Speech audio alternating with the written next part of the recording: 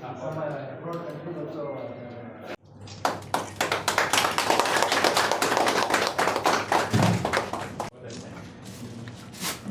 आपका ब्लड से जो बहुत आदमी को बचाएगा एक करना बोल के दिखाई देगा। मनस तो पहले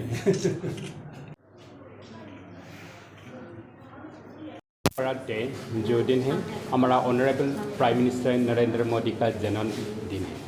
तो एक्चुअली अक्टूबर 1 जो हमारा नेशनल जो वॉलंटियर ब्लड डोनेशन डे है, तो हम इस बार जो फोर्टनाइट डे 17 सितंबर से अक्टूबर 2 तक मनाया जा रहा है।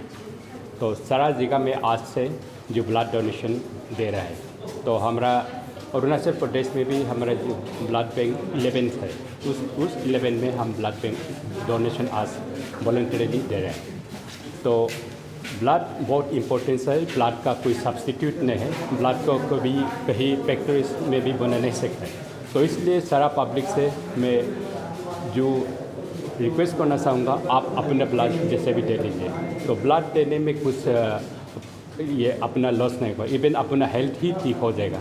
तो आपका ब्लड दे के आप एक आदमी का, एक इंसान का जो लिव बचा सकता है। तो इसलिए ब्लड डोनेशन जरूर दीजिए।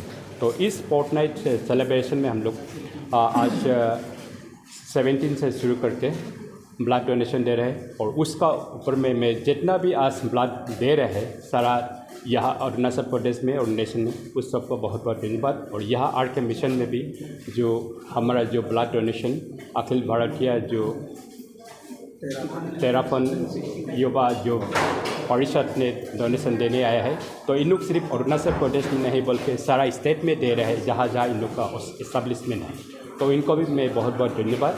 और जो अदर्स जो जितना भी इंडिविजुअल में आके जो ब्लड दे रहे हैं अरुणाचल प्रदेश में और कहीं में भी, उसको भी धन्यवाद देता है। और अरुणाचल प्रदेश में खास करके हम जितना पॉपुलेशन का 1% जो यूनिट हर साल देना है वो भी बहुत कमियाँ है। हम लोग एटलीस्ट 15,000 यूनिट साल में ज़रूरी होता है, फिर भी हम डोनेशन देके 11-12 हज़ार ही मिल पाता है। तो इसलिए ब्लड का बहुत ज़रूरी होता है।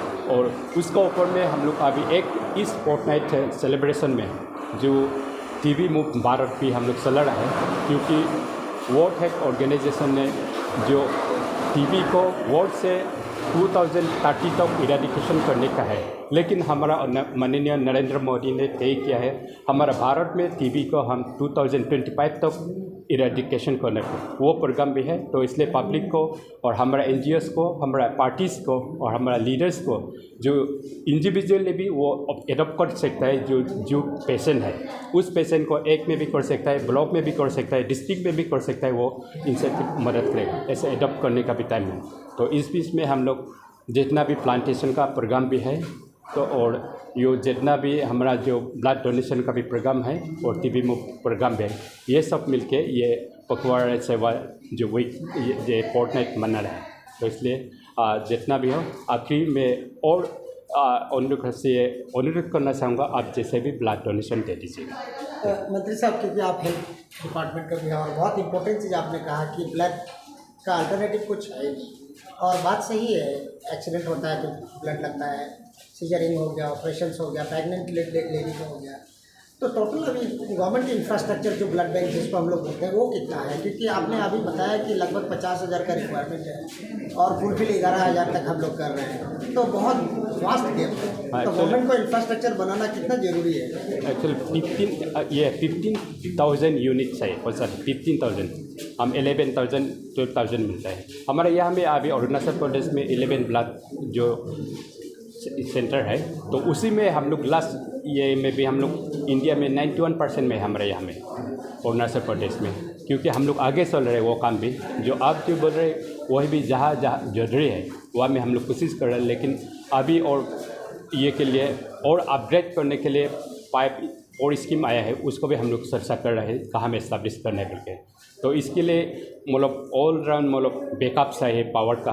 तो हमारा अरुणाचल में पावर का बैकअप नहीं हो पाता है, तो इसलिए ब्लड को रखने के लिए भी नहीं होता है। और ब्लड को रखने के लिए कंपोनेंट को सेपरेट करके रखने से उसका लस्ट भी होता है। हम लोग ब्लड कंपोनेंट डिप्लेटेड में वाइट ब्लड वो सबको सेपरेशन करके ही रखना पड़ेगा।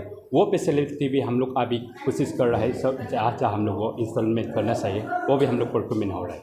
सर, अभी हम लोग आर के मिशन हॉस्पिटल में है, आपने आज यहाँ इनॉग्रेशन किया ब्लड डोनेशन कैंप का। तो क्योंकि यहाँ 200 बेडेड हॉस्पिटल का ऑलरेडी प्रपोजल है, काम भी शायद ऑलमोस्ट डिस्कशन हो गया, टेंडर भी शायद हुआ है ना सर, अपडेट क्या है अभी? वो शुरू हो रहा है, होने वाला है, क्योंकि उसका जगह भी हम लोग तय किया है, वो काम भी ऑलरेडी हम लोग अलॉट कर चुका है, वो भी हो जाएगा।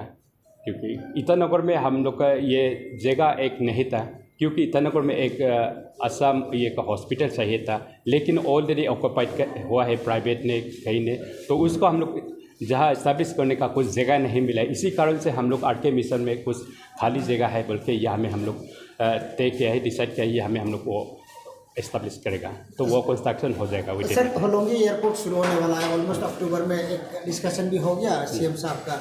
तो ईटानगर में लगभग 20 किलोमीटर है, फिर नाहरलगन जो हेलीपैड है करीब 12 से 14 किलोमीटर दूर है, तो यहाँ आर.के. मिशन का हेलीपैड खत्म हो जाएगा।